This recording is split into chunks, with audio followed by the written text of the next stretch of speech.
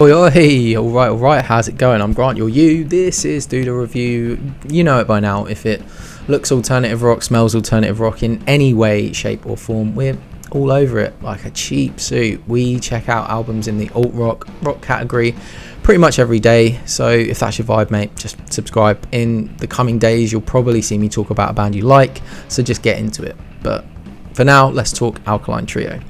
Guitarist, singer and songwriter Matt SKIBA, following his 5 or 6 year stint carrying the broken pop-punk headliners Blink-182 after the departure of Tom DeLonge, has returned to his own band, the much-beloved Alkaline Trio.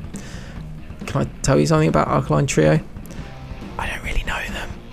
I mean, I know of them, of course. I've just never delved into their catalogue in any meaningful way, which is surprising because I've had so many reasons to. I played in a band for years with a guitarist who I think would kind of count himself as pretty much a super fan. Somehow just didn't get into them myself. I once learned the trio's big single Private Eye for a cover set. I played with a couple of mates. Still just didn't really kind of get to know them beyond that song, and weirdly I've seen them twice, I think. Again, I still just didn't take it any further. There was one time, I suppose, I did actually try. It was back in 2018 when the band released Is This Thing Cursed, and immediately I was kind of put off by what I thought at the time was like really super glossy production and like weak poppy choruses. Honestly, I've since gone back and listened to it, and I don't really know what I was kind of thinking at the time.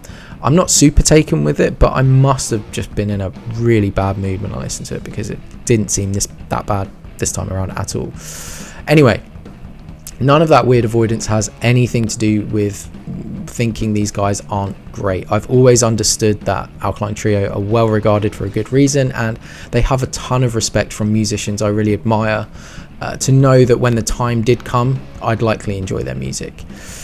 I've got no idea how much interest my history holds with you guys watching, but when I'm just writing these absolute essays, it's always nice to have a way in, before I start talking.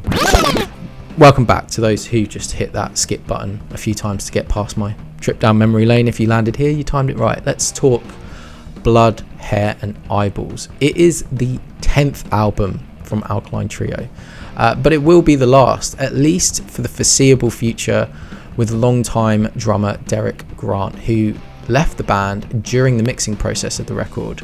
And what a way to go out, because immediately what stood out to me when listening to this album is how just on point the performances are here, especially with the artifice of that Blink reunion album still echoing in my head.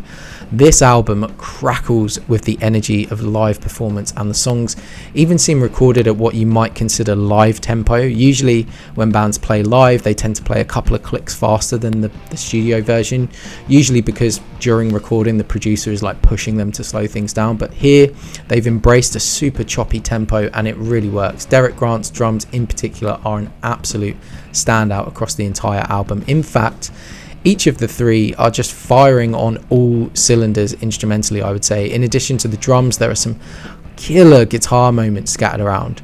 With its bold title, Hot for Preacher wisely doesn't phone it in when it comes to the axe, offering one of the highest energy, most fun riffs on the album, while Scars utilises great rhythm, playing both in the kind of loud, scratchy delivery of its main progression at the start, but also in the kind of delayed stabs that come later on. Sometimes the moments are a little buried. For instance, Teenage Heart hides some sick little guitar fills within its guitar parts, but the song is just firing at such a clip at the end of the record. Sometimes they pass you by. On the bass front, among others, Shake With Me sees Dan Andriano hit some really punchy low end with some tasteful fills within what is kind of a simple foundation, and it's an underrated skill to play a simple root note structure and then resist the urge to just noodle all over the place with the occasional fills you get. And this tasteful approach to playing was something I learned from and really came to appreciate about Andriano's playing when I was kind of learning bass parts for that Private Eye cover way back. At the album level then, we've got the energy, we've got great musicianship in a punk sense, of course. I just mean that there's cool parts to everything, but no one's like tripping over their dicks with Satriano solos all over the place or anything. The performance, energy and execution is so strong, but there are these weird moments of production that pop up and deflate me a little bit. Meet Me, for instance, is a fun song, especially with some of the call and response lyrics, but it's overproduced, particularly that ay ay ay part. It's like overproduced in a way that adds like unnecessary gloss and undercuts the rip-roaring punk energy of the performance.